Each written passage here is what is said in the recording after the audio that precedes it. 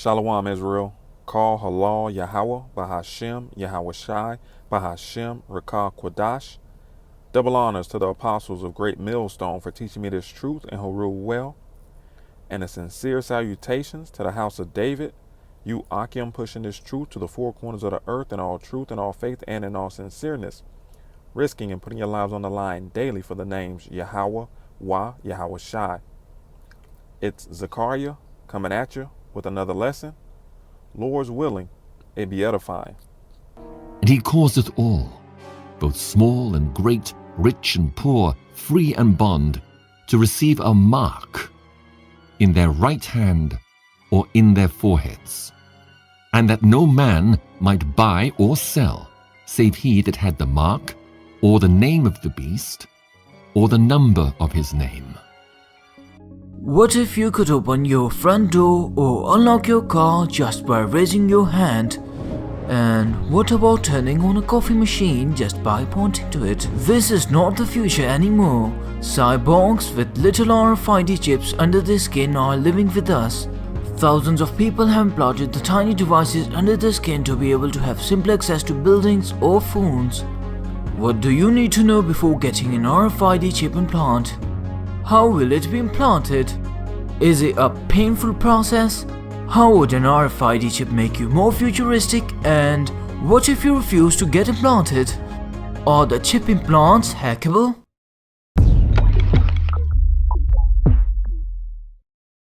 The radio frequency identification technology has been around for decades. It is a tag, label or a code that can exchange data with the reader using radio frequency signals. The RFID chip is very similar to a barcode label, as it also typically works with a scanner or reader, although it has a wider scope. You can use it for almost anything: clothes, shoes, vehicles, animals, and even people. Well, there are several things to think through, as an RFID implant isn't a temporary tattoo which can be removed by taking 10 showers. RFID chip would be implanted into your hand between your thumb and your index finger on the back of your hand. The pain level of implantation of the chip is that of bee sting or giving blood.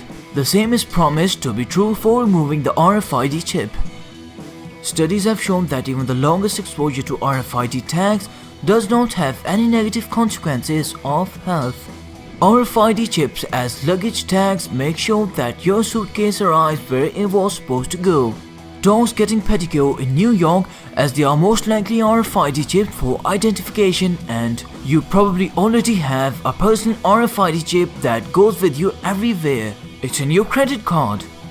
It could transmit your identity information as you walk through a security checkpoint, enable you to use public transport, and make you check out within minutes in supermarkets.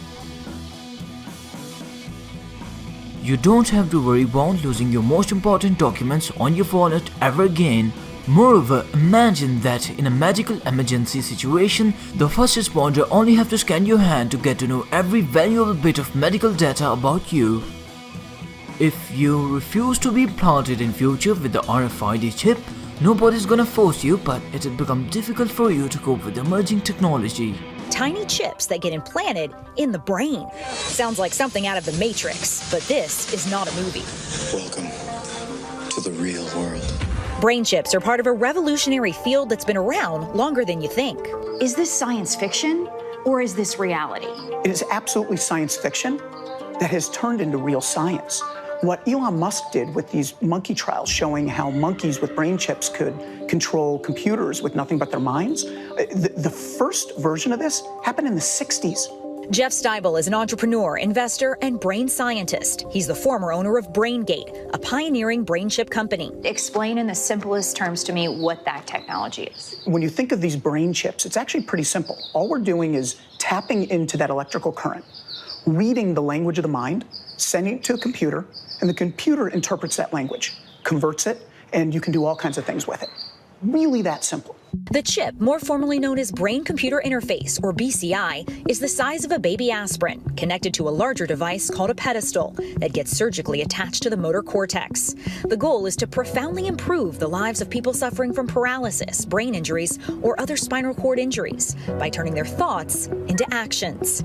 The first FDA-approved clinical trial of BrainGate's neural interface system was launched back in 2004. Imagine if you were an individual who could never speak to someone, and for the first time you could type "I love you" to one of your loved ones.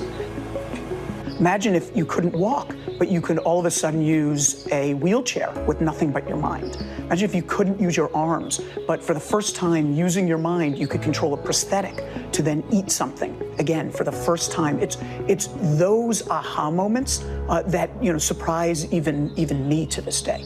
Experts believe BCI also has the potential to transform the way humans and computers work alongside each other forever. Companies will have access to brain data, and this is going to fuel a very lucrative new data market. Moreover, companies will be able to sell another type of device on top of smartphones, laptops, and so on. Several companies have already moved forward with less invasive wearable versions of BCI technology, aimed at everything from improving focus to controlling prosthetic limbs, even controlling gadgets with the mind. In April, the FDA gave its first ever market authorization for wearable BCI, approving a device that helps stroke patients regain mobility in their arms.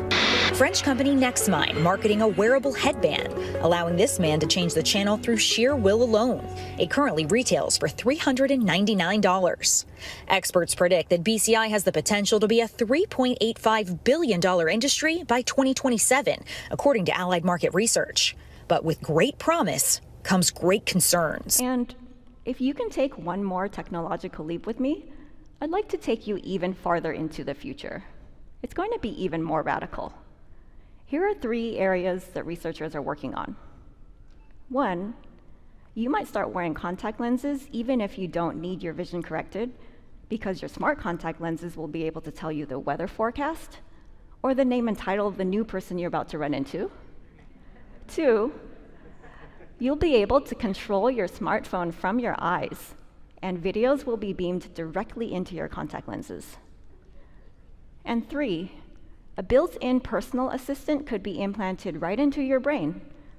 Instead of typing up your shopping lists or social media posts on a keyboard, you could have a brain-computer interface that automatically types your words when you simply think about them.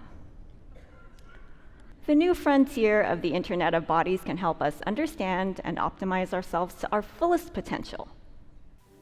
2nd Esdras, chapter 9, and verse 5, and it reads, "For like as all that is made in the world hath a beginning and an end, and the end is manifest." Now, let's look up this word manifest, okay, in the Etymon online. It reads manifest, clearly revealed, evident, plainly apprehensible, clear, apparent, evident, proved by direct evidence. And we are living in the times where technology has caught up with prophecy. And these things, these prophecies have manifested themselves. And it's clear to see what the MOTB is, what the charagma is, okay, what the Revelation chapter 13 and verse 16 is. It's plain as day. You can't refute the evidence. So let's just go there real quick. Let's go to Revelation chapter 13, and we're going to start at 16, and it reads, "And he causeth all, both small and great, rich and poor, free and bond, to receive a mark in their right hand or in their forehead, and that no man might buy or sell save he that had the mark, or the name of the beast, or the number of his name." And it's interesting, in the clips that I, showed prior, you saw a person who was a paraplegic, that without this technology, this man's MARK, wouldn't otherwise be able to buy or sell. So it gives the ability to someone who was once unable to buy or sell the ability to do so.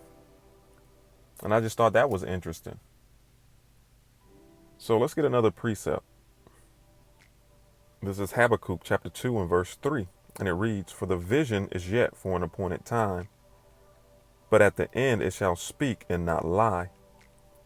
Though it tarry, wait for it, because it will surely come. It will not tarry." Right. The vision, or these prophecies are for an appointed time, man. Okay, a specific, year, month, day, hour, minute, second. All right. The Lord has this all planned out. Okay. He has this wonderful algorithm at work. And everything that is written in these scriptures are going to come to pass. Okay. And like I said, it's evident what the MOTB is. All right. It's here. We can actually see it, touch it. I mean, there are people walking around with it in them, buying and selling as we speak. Okay. The only thing we're waiting on pertaining to the MOTB is for it to be made mandatory. Okay. Because it will be made mandatory worldwide. The vision of the third woe, World War III. The Lord has things on that front heating up. They sent tanks over there to Ukraine. They're getting ready to send F-16s. Russia is complaining and asking the EU to look into this Nord Stream 2 sabotage pertaining to America, Babylon, and Great. So you're witnessing in real time these other nations starting to hate the whore.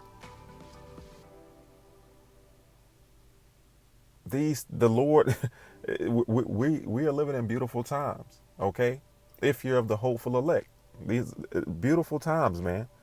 All right, beautiful times. All right. So this is 1 Thessalonians chapter 5 and verse 1, and it reads, "But of the times and the seasons, brethren, you have no need that I write unto you." Right, because you should be watching. You should be circumspect. You should be paying attention. Your head shouldn't be in the sand. Your eyes and ears should be wide open, paying attention to what's going on around you. All right. So that, of the times and of the seasons, there's no need to be, told about these things. All right. Because if you're watching, they're manifesting right before your eyes. So, matter of fact, let's get a quick one. This is Ezekiel chapter 3 and verse 17. And it reads, "Son of man, I have made thee a watchman unto the house of Israel. Therefore hear the word at my mouth and give them warning from me." Right. We are the watchmen. Okay. The prophets that were sent before time to warn the people of things that are coming down the pipeline.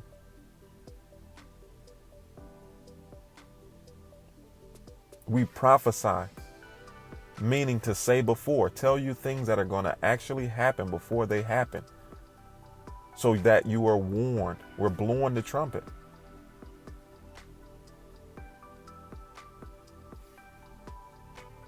week in and week out on the highways and byways through these video epistles. So, but of the times and the seasons, brethren, you have no need that we write unto you.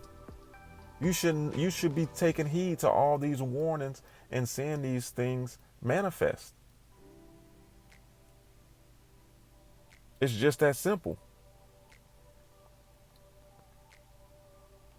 This is Ecclesiastes chapter 3 and verse 1, and it reads, "To everything there is a season and a time to every purpose under the heaven. A time to be born and a time to die, a time to plant and a time to pluck up that which is planted, a time to kill and a time to heal, a time to break down and a time to build up, a time to weep and a time to laugh, a time to mourn and a time to dance." And everything that I just read concerning mourning, killing, weeping, these are the times and the seasons that we are entering into. The time of judgment, okay? It says a time to be born and a time to die, a time to plant and a time to pluck up that which is planted, a time to kill and a time to heal, a time to break down. Man, we're living in a time to kill, a time to break down, a time to weep, a time to mourn. Esdras calls this the beginning of sorrows, man. All right? And seeing all these other prophecies manifest themselves, this should let you know that Jacob's trouble is right around the corner. Right around the corner. And you best believe this charagma is going to be made mandatory. They're passing legislations, on it. This thing is undeniable now. So I'm not even going to push the point any longer. But just know you were warned. Okay? Beginning with the elder apostles of Great Millstone on down. Okay? And the elder bishops and so forth and so on, the men teaching the like doctrine. You have been warned. So let me see if I have any more precepts. I think I'm going to end it with that. Let me see if I have any more. I think I have one more, but it doesn't want to load up.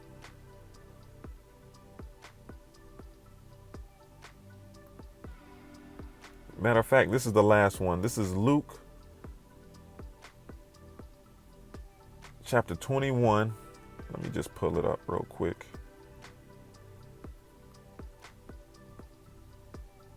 And 15. And it reads, For I will give you a mouth and wisdom which all your adversaries shall not be able to gainsay nor resist. All right. So I'm just going to leave it at that, man. Lord's willing, this was edifying. Shalom, Israel.